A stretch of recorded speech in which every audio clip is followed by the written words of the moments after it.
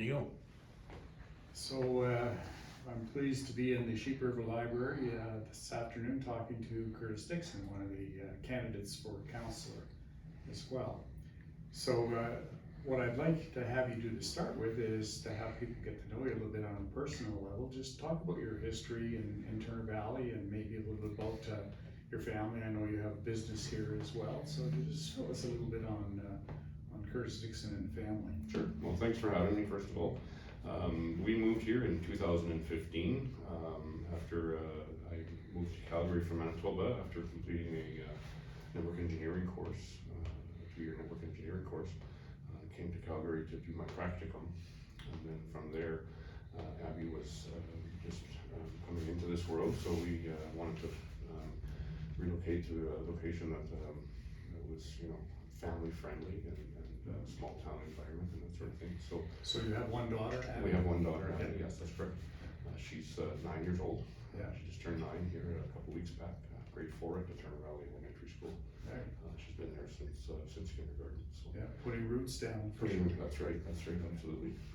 So we both, my partner Kim is a teacher, or was a teacher rather, in her sort of past life, if you will.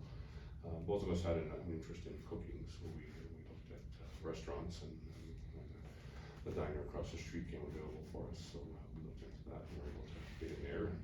So we've had the Country Store Diner now this is our 6th year now that we're over there. So time passes. and we also are we're over at the Wellfields Arena cooking burgers and fries over there for the high school kids at lunchtime, and also for the hockey players and figure skaters and so on and so forth. Oh, okay. So you're well connected in the business community here then? I seem to be, yes. Yeah. I've been around for a while and know quite a few. I was past president of the Chamber of Commerce as well. So I had an opportunity there to meet quite a few of the local business people Right. around town. So regarding the job on council, what in your background do you think makes your contribution amenable to the success of the municipal government here? So I've over 20 years in technology myself in school divisions in Manitoba, and a good part of that was working with the school boards through amalgamations. As a matter of fact, both of the school divisions that I worked with were going through an amalgamation. The first one, partway through my 5 years there, started the amalgamation process with the division next door. They were forced to do that, by the way. Not we're here where we have a choice. The government mandated it.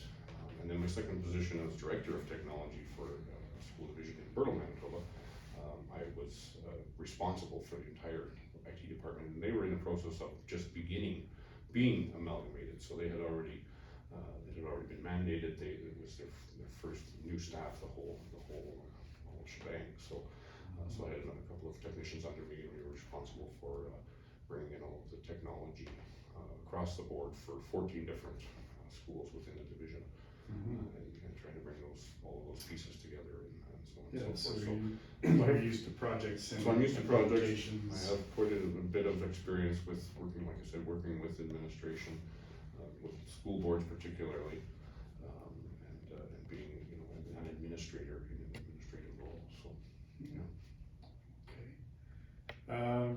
Is there anything in particular that regarding the municipal government or the proposed amalgamated municipal government that interests you at this time? Well, obviously the amalgamation, I think my experience is having gone through the process a couple of times. It's a little bit of a different scenario, obviously, with school division amalgamations, but having gone through the process, I think that I have some background knowledge, that certainly can be helpful as we move through. I think my technology background is obviously it can be a very valuable piece. I think that technology is becoming a very big component in Alberta these days. I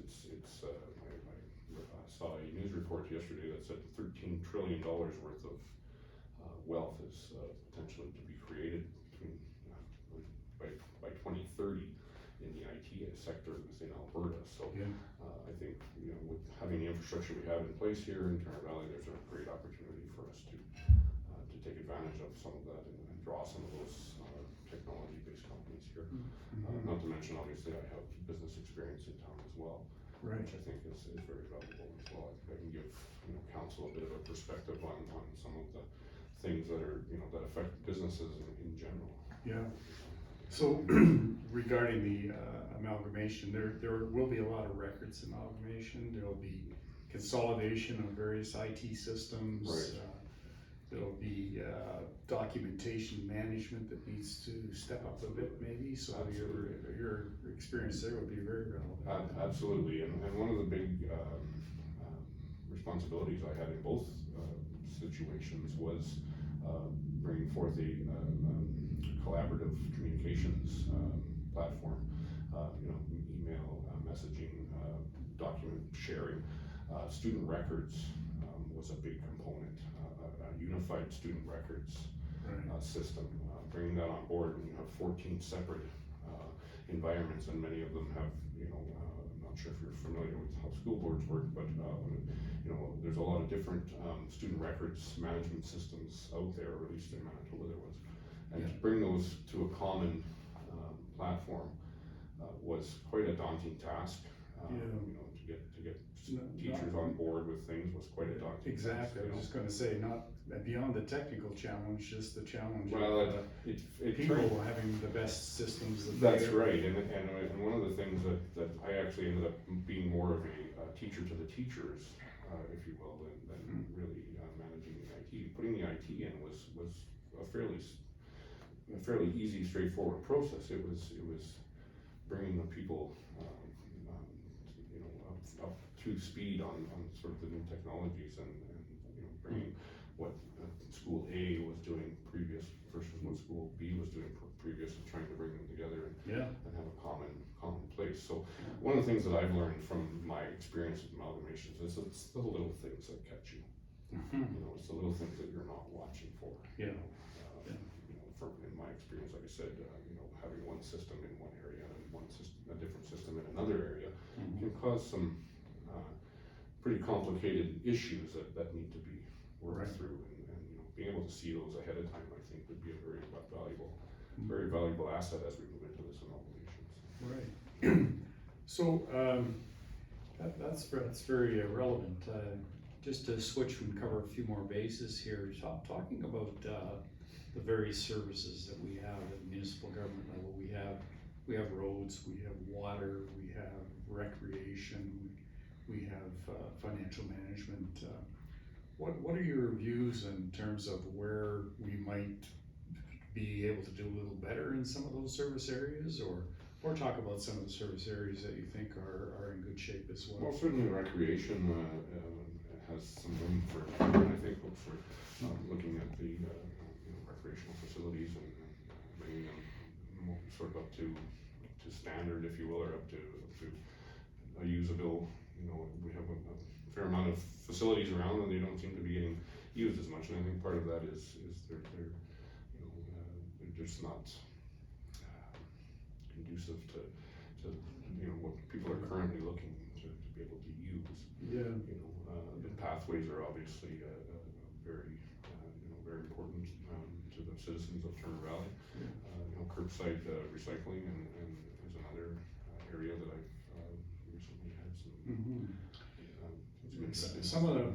some of the people have talked in the past, I know in some of the council meetings, about providing opportunities for different age groups to participate in recreation. Youth recreation keeps coming up, and you mentioned underutilized facilities, so there may be some opportunity for the municipal government maybe to take the lead in organization of some of these. Well, absolutely, and I think upgrading the facilities would also, you know, go a long ways in drawing the younger people into some of these facilities. Right. You know, the skating rink, it very rarely is used. I see it from the window of my restaurant all the time, and you know, certainly there are a few people that go over there, but I've never seen a hockey game played over there. I've never seen a group of people actually use that facility. So, you know, is there room to have an indoor pool with a, you know, with a handball court or or something along those lines. Mm-hmm. You know, I think there's a demand for it. I think people are potentially going to other communities to be able to find those facilities. And I think it would be great for our communities if we could work with the provincial governments and find ways to enhance those for our citizens. So that gets into the discussion of the balance between services, Right. service levels, and the cost of providing them. Right. Elaborate a little bit on your financial management. So it comes down to a return on investment. It comes down to balance. You can't. You know, we obviously, none of us want to pay more taxes. None of us want to have things cost more than they already do. So you have to balance you know, the needs of the population versus the bottom line. That's very simple. I mean, that's business tells me that all the time. You know, you can't drive a fancy car and still maintain the service levels. So. Right. So it's important to, make sure everything is reviewed, thoroughly, and do our best to not put more on our bottom line than we can handle. So it's fair to say you believe that services should be well costed, thought through. Absolutely, it's ROI as far as I'm concerned. What is our return on investment? In my opinion, I don't mind putting out $1 if I know that I'm getting $1 back in return. Whether that dollar back is in the services that I'm receiving or in a solid piece of